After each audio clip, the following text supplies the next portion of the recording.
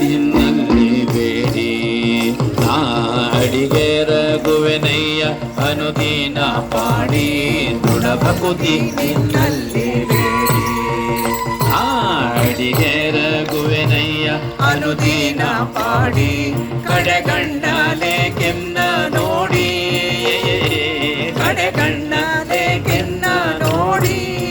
ಬಿಡುವೆ ಕೊಡು ನಿನ್ನ ಧ್ಯಾನವ ಮನ ಶುಚಿ ಮಾಡಿ ಕೊಡು ನಿನ್ನ ಧ್ಯಾನವ ಮನ ಶುಚಿ ಮಾಡಿ ದಾಸನ ಮಾಡಿಕೋ ಎನ್ನ ಸ್ವಾಮಿ ಸಾಸಿರನಾ